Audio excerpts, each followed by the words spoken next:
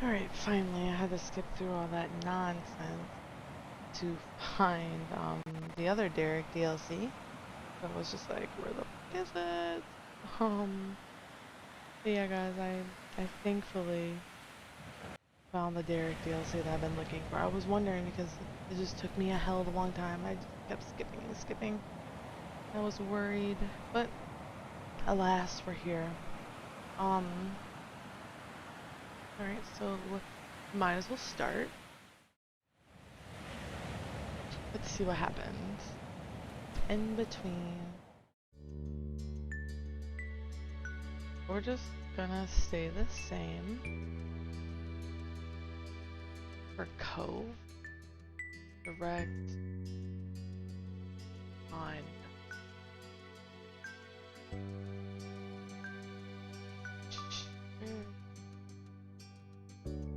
Vision Bolt. Done. No fucking, I don't care. It doesn't matter about Cove. We're all good. What is Derek's initiative for step 4? Ooh. Low initiative. High. High. High, high, high. And so, your days growing up in the lovely cradle of Sunset Birds came to an end. In your years that passed since graduation, you moved out of your childhood home and made your own way in the world. You lived alone, lived with a pet, lived with pets, lived with Cove and his fish, lived with Cove, his fish, and the pet you picked, lived with Cove, his fish, and the pets you. Okay, no, we live with pets. You worked at a fine company, had your own business, co-owned a business with Cove, had multiple ways of earning income. Worked at a fine company in the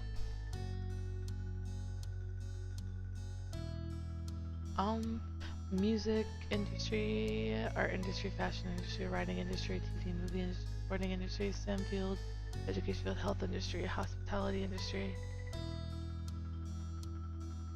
Do hospitality. Let's do fashion. Family members went through the same kinds of leaps into independence. Liz and Lee both eventually earned degrees and started fantastic careers in new towns. But your mom's and Cove's father still lived on the same street as they had for all these years before. It was comforting to you that there were some things that remained in the old neighborhood. And despite the ever-changing reality of your adult life, your friends were still your friends. Though, of course, things weren't exactly the same for them. Very recently, Terry publicly came out as a man and switched the spelling of his name to use a Y instead of an I. He also confessed his love for Miranda, which she excitedly reciprocated.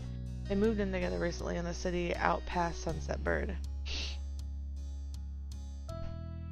One person who did disappear into the shuffle of memories inside your mind was Baxter.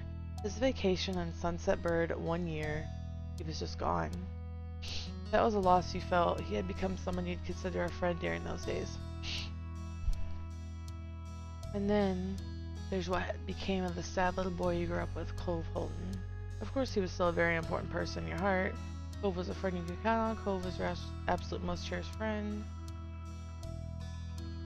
Cove was family. And luckily, the things worked out for you two, unfortunately. And luckily things worked out for the two of you to still live pretty close by. Unfortunately, you and Cove lived in locations far from each other. He truly thrived in his continued efforts of cultivating a loving and supportive relationship with his family and friends. His personality had changed, becoming more reserved, though not at all unkind. Cove was a gentle, loyal, considerate man who took the lessons he learned over the years to treat the people around him with patience and understanding. When Cove eventually developed a picture of the future he wanted to have as an adult, you could see where he was coming from based on his past interests. Cove got a 2-year degree. After that, he began working full-time at Orca, helping educate the public on ocean conservation, and participating in shore restoration efforts.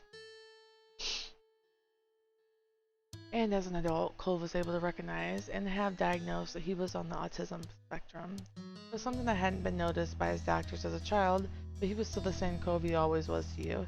He was just glad to understand himself better. It thrilled you to see how happy and successful he had grown up to be. Growth and change came for the Sarvas family as well. Mr. Suarez continued to run the scuba shop with Mr. Holden, but that was about the only constant that remained.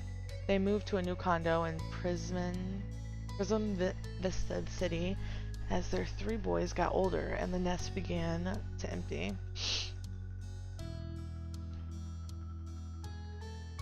The baby of the family, Nicholas, was eventually the only one left at home. George went off to a local college, staying in the dorms. Then there was the eldest son, Derek Suarez. He left the area years ago to attend an out-of-state college on a sports scholarship. You kept in touch with him during these days as you had in the past. Derek had since graduated. You were sure he would have success in whatever he pursued. The long-term direction of his career going forward was ambiguous to you, but there was still news Derek had been able to share. He was returning to the city where he grew up in, and as always, Derek had a plan. Aw shit, here we go. Alright, the foggy and scratched glass door of the bus swung open with a gasp of air, allowing you and the rest of the passengers to disembark at your destination. You stepped from the massive vehicle in the Prism Vista City bus station. Crowds of travelers bustled across the concrete floors. A constant stream of strangers came from hallways, shuttles, and other buses. The station was absolutely packed. It was vacation season. Summer had only begun. The Californian heat was already immense. You'd be lucky if even a single day of your much anticipated trip was under 90 degrees. Arriving was still a great relief. Steaming in the humid bus station was definitely preferable to baking inside the metal walls of the bus itself. It was fairly a short ride over, but still, you had plenty of that already on the long ride there, and you'd already had to take a plane too. The bus was simply the last leg of the trip. We live far away, so you didn't take your own car because it would have been even more inconvenient. It was too far for you to have driven. There was no way around the bus ride. You didn't own a car and you couldn't drive places yourself, yeah. Derek had his own car, so that would be your last bus ride until it was time to go home. One of your sweaty hands kept a slippery grip on the handle of your rolling suitcase. It was a well-worn piece of frayed at the edges and with an annoying loose wheel on the left side that dared you to try keeping it moving in a straight line. You'd had it since you moved out to your mom's house, and now it was returning with you. At least to the general area, since you wouldn't be staying in Sunset Bird. Your accommodations were there in the city. All you had to do was inform your old friend Derek you were ready to be picked up. And so, on the other hand, was your unlocked phone with the contact screen up. You selected Derek's name, saw the last thought he sent you, and texted him a quick message. Look on your trip, let me know when to come by, I'll be ready for you. Hey, I'm here, I have arrived, guess who survived the trip? Here, Derek, I'm in town now. Let's be obnoxious. You scooted closer to the wall, positioning yourself out of the path, but in a place that was still easily visible. It only took a minute to get situated, and your phone was already buzzing with the response. Coming! You cracked a smile at the screen of your cell and the brief message that lit up. Then you put it away. He'd be there soon. There wasn't much else for you to do besides watch the tide of people go by and think. Recollections of how you ended up in that spot came to mind. The two of you had consistently kept in touch. You knew what was happening with you and you with him. For the past months, the catch-up calls and texts you had with Derek included updates on his process of moving. He had decided to head back to the city at least temporarily to help his dad with his business and work some things out for himself with his future career prospects. Derek kept you in the loop with his house hunting logistics and the victories and the setbacks and making a major life transition. It all came together less than a month ago. The Suarez family was naturally thrilled to have him there. George already lived near, only 40 minutes away, and Nicholas was still at home, so the whole team could be together again. Biggest brother was just happy to return to his own stomping grounds after all these years of being away, but it wasn't a familiar local for him only. Sunset Bird was the next town over and he knew that. Derek's deep voice played inside your head. The animated way he spoke through the phone a few weeks ago was fresh in your memory. He talked about how he had made it his new apartment with an extra room that you should totally come to stay for a while. You'd be able to visit with his brothers and parents and your own parents in your childhood neighborhood, and you'd get to see him too.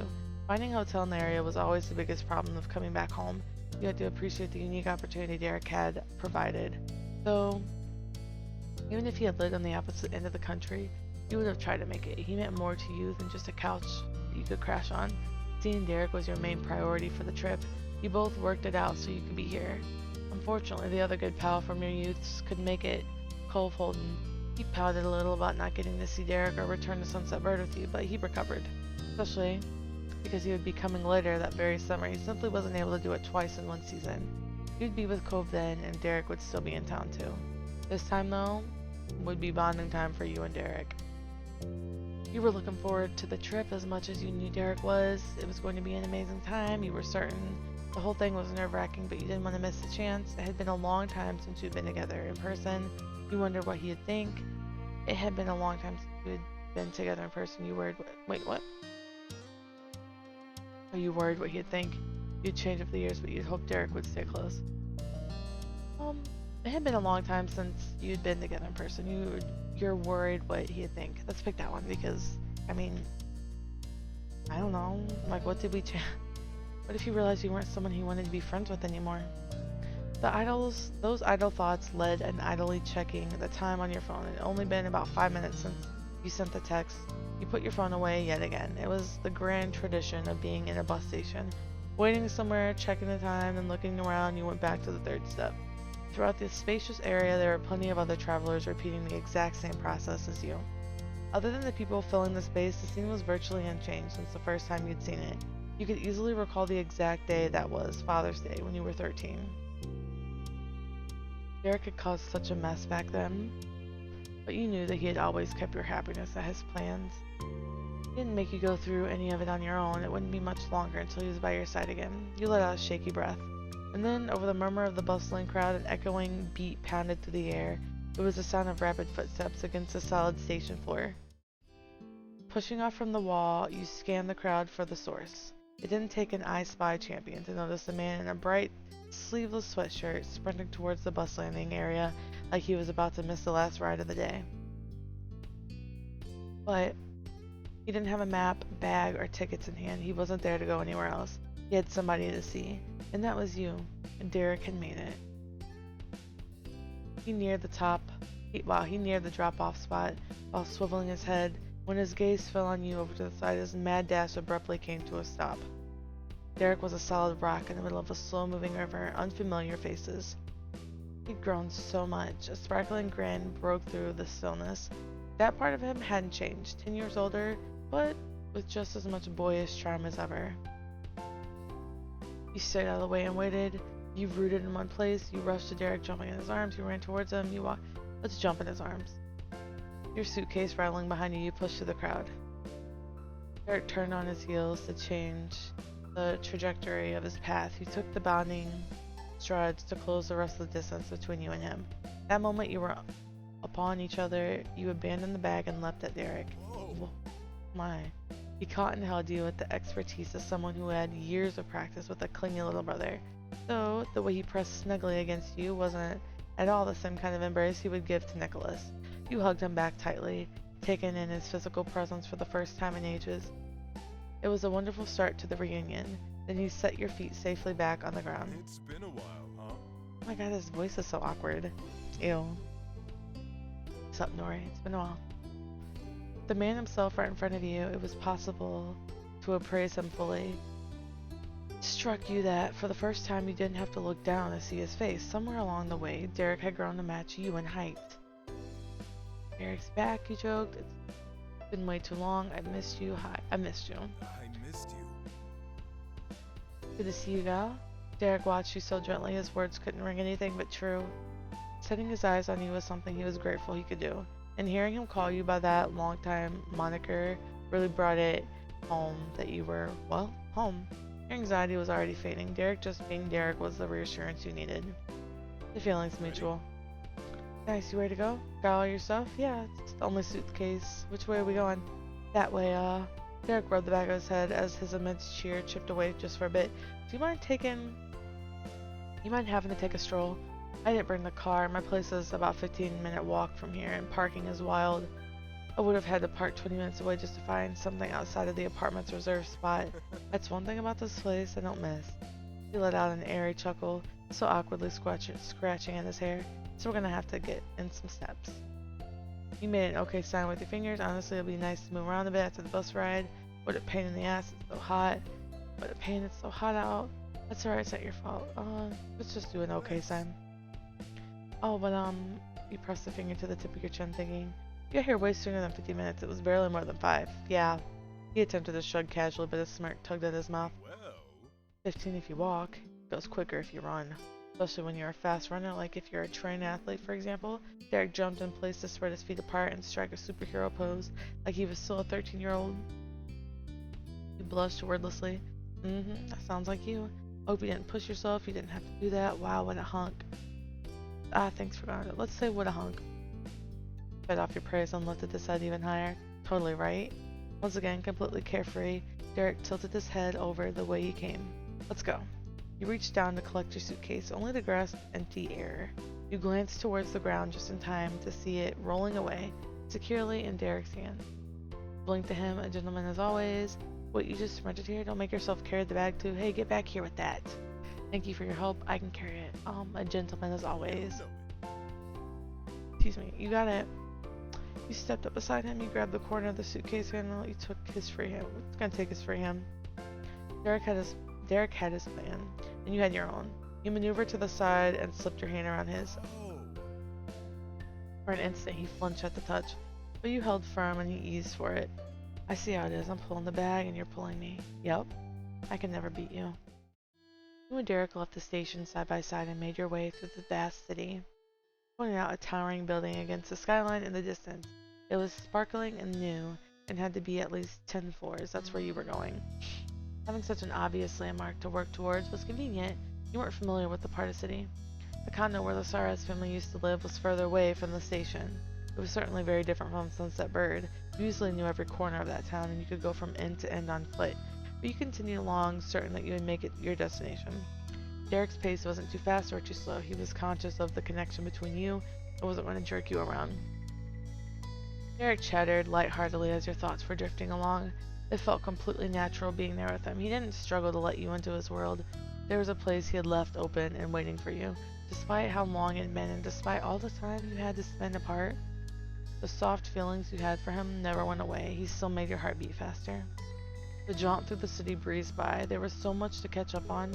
Even though you didn't sprint, the 15-minute walk still felt much closer to 5. When you arrived at the ground floor of the skyscraper Derek lived in, he showed you right up. At his front door, Derek fished a key from his sweat shorts. He swung the key on a silver loop around his fingers and joked about his near disaster from earlier that day. He'd run straight out of his house once you texted, and he had already hit the button for the elevator when he realized his apartment was left unlocked. Derek had to bolt back up down the hall as the elevator arrived, lock the door, and make it back to the other end before the elevator closed, but he had made it. You quipped that being on such a high floor really came in handy. The elevator had a long way to go up and gave him more time. Derek nodded with a laugh. Welcome to my house. Derek's apartment was a modern but still cozy space, and completely spotless. A balcony wrapped around 2 walls of the abode through the crystal clear floor to ceiling windows. You could see the ocean. Looking good already, huh? Too bad I didn't put any of it together. It came furnished. And this is yours? Nah. I didn't have a lot of important stuff in my old place. Nothing worth bringing all the way over. And who knows how long I'm going to be here. Getting new things didn't sound like a great idea. We'll see what happens long term. I might stay longer than I think. Still, at least for now, I prefab apartment it is. You nodded along. You're lucky to live here. That's a very smart way to handle it. There's a real lack of footballs and soccer balls in here. We're gonna say there's a real lack of footballs and soccer balls in here. You haven't seen my room yet. Touché. Derek cast a gaze over the room like he was meeting a friend. It had made a good impression on you, and that had him standing proud. But he cut himself off and focused his attention back on the actual guest. You can have my spare key while you're here, and I'll show you your room, so you can put this away before we get distracted. That was said while Derek lifted up the suitcase he insisted on carrying. You mean so you can put it away? I'm not the one holding it, remember? Right, I got it. You were led towards a narrow hall out the side of the apartment and stopped right at the first door in the path. You arrived already. Derek opened the room for you, holding the door until you passed through. You entered your temporary bedroom. He followed you inside, still tugging the suitcase behind him. The furniture style was a perfect match to the living area. It was easy to see that it had come as a full set. Derek set the bag up against the corner of the bed to keep it out the way. Oh, man. It's incredible that you're here, especially now. George and Nico are both on summer vacation. They're super looking forward to seeing you. Can you believe that they're going to be juniors next year? George for college and Nico for high school, obviously. He spoke with affectionate enthusiasm. Used to babysit them and now they're practically scholars. Not to mention the fact that George outgrew me. I bet in a couple more years Nicholas will too, so much for me being the big brother. It was a blow to Derek, but he took it on the chin and snorted in the good humor. He snickered along with them. They're still babies in my eyes. I can't wait to see them. George might have more height, but there's no way he beats you on muscle size. He'll always be the big brother, no matter how tall they get. George might have more height, but there's no way he beats you on muscle size. Yeah, that's totally true. It was a ponderous thing, hearing about other people getting older and progressing in life. Little George and Nicholas had grown up so much, but the same number of years had passed for you, and you were older than them. You were an adult with a full-time job and a place of your own. You didn't know how you felt. It was complicated. Your life was just a mess as far as you were concerned. It had been tough. You didn't feel like you really accomplished much. Things were going alright so far. It ideally kept getting better. You were doing just as well as you aspired to be. You achieved more than you had hoped for. You really matured and embraced adulthood, but you could still feel like a teenager rather than an adult. Yeah, we're still childish. You weren't completely sure you would ever reach a point where you saw yourself as completely grown. A pause has formed before you realize it. You blinked and brought your mind back to the present. Derek offered an understanding smile and then spoke to a different type of offer. Want to see the rest of the apartment? I'll give you a tour. Yeah, that'd be great. You casually went through the still open bedroom door and Derek shut it behind you. The grand tour of Derek Sarez's locale, I don't know how to say that, was started immediately. You got to see the scenic guest bathroom with all the amenities, and he showed out the baths into the hall with a closed door. Anything could have been beyond that point. Your helpful guide informed you that it was his bedroom. Isn't that crazy? Having the master bedroom at the end of the hall, sometimes I still look down there and think that that's got to be my mom and dad's room. You're moving up in the world. You and Derek strolled back into the main section to explore the dining area and kitchen. You described the treasures hidden inside each cupboard, and you even got to check inside the fridge. It was difficult to pretend the contents weren't part of some tourist adventure experience. The only thing there, spread out sparsely among the shelves, were water bottles, colorful sports drinks, a jug of 2% milk, a box of solid greens, and a few containers of some kind of packed meals. Derek awkwardly cleared his throat, feeling as if he needed to explain the sight in front of you. I don't have much in stock right now. I usually eat at my parents' place or get takeout. I'm on vacation, sort of a working vacation. I should change that, especially now since there's somebody else here. He swung his arm to the side to close the fridge, but yanked it back a crack before it shut. The bottle and the doors clattered. Oh, do you need a water or anything to drink? I've at least got that. You shook your head. I'm alright. I'd like a glass of milk. I have one of those sports drinks. I'll take a water. I'll have one of those sports drinks. I got you. Derek snuck his arm around an opening and pulled out a chilled, bright blue sports drink. He closed the fridge for Ron and straightened out his stance. You accepted the bottle from his hand. The sightseeing moved back into the living room from there. His fun tidbits that were about which switch turned on which light and how to turn on the fan. And here's the last stop. With a flourish, he pulled open the sliding door and led out to the balcony. Took a step back. You smiled with interest. Derek, I don't really like heights. Sorry, thanks for getting the door. Could we stay inside? Cool. You smiled with interest. Derek gestured one more to the wide open door. After you. You were losing track of how many doors he had opened for you already, but you walked through the latest onto the sizzling summer air. The view was even more breathtaking than you'd realized from the living room. You could see for miles the sea, the sprawling city, and the rolling hills beyond that. Neither of you spoke for a moment. Derek moved past you and leaned against the railing. He stared out the vast world ahead of him. You rested against it too, right next to Derek. You rested against it too, a little ways from Derek, but you want to stand next to him. Right next to him, let's go. You didn't flinch. Derek welcomed your presence with ease. This was the part I was the most into about the apartment. Whatever place I got, I knew it had to be at. I knew it had to have a balcony. Even the small one would have been fine, but this one is amazing. Feeling settled, you sipped at the refreshing sports drink Derek had given you. He pinched his shoulders up and sent a grin your way. Alright. That's it. The whole place, unless you actually wanted to see inside my room. The suggestion was given with a coy brow raise and a little laugh. You bashfully broke eye contact. You shook your head in amusement. No, thanks, but that was fun. I would like to see that sometime, you teased. I was looking forward to seeing your room, you joked. I'm good, thanks for a tour. I was looking forward to seeing you. I want to see the promised footballs and soccer balls. And maybe later. Derek pushed himself up from the bar to stand at his full height. This is such a perfect timing. We're both going to be in town for Father's Day tomorrow. That was right. You'd be present to spend the holiday in person with the Sarez family. You hadn't done anything for that holiday with the Sarezes since you were 13. You hadn't been there since you were 13, but you called for the holiday. You hadn't been there since you were 13, but you sent cards for the... Yeah, we only ever stopped being there for the holiday because you moved away. Since Derek's surreptitious invitation to Father's Day that first year you met him, celebrating the holiday with the Sarez family has been a tradition. Derek, Mr. Sarez, Mrs. Sarez, and the little brothers all welcomed you and their family for that occasion, and genuinely, it continued right up until you no longer lived in Sunset Bird with your moms. It was special to you and to them with how busy Derek got. Sometimes those special occasions were the first time you saw him in months.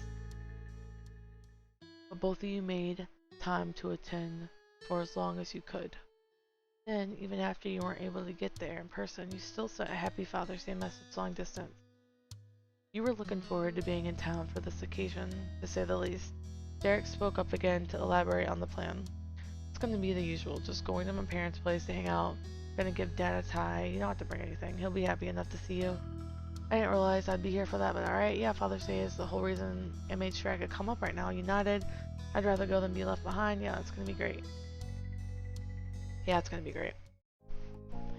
He rubbed his hands together eagerly. Tomorrow is gonna be a great day. And look at me inviting you for Father's Day directly like a big boy. Derek was so tickled inside and out that he scratched his cheek and let out a rumbling chuckle. You certainly are a very big boy now. Thanks. That sounds gross. His gaze swept over the city once more as his mind began to wander away from where his body was planted on the balcony. Man, it's insane how much time has gone by. In what, 10 years since we first met? Where does the time go, huh? In like a good decade. The smile on Derek's face put up an admirable fight to remain upright, but it dipped enough to reveal some wistfulness in Derek's words. As sweet as Derek was as a person, he held some bitterness inside. I've had better decades, you joked. Yeah, you hummed contemplatively. The world really needs to pause for a second and hear some more. The world should pause for a second. Going too fast. Way, way too fast. It was so nice coming back to the city and seeing him. Being with him there as good friends, you felt everything was exactly as it should be. Derek was the man for you, that was certain, but did he feel the same way about you? It was too hard to ask. It fully sunk in that you were with Derek again after so long, yet it still wasn't enough. You wanted to truly be with him.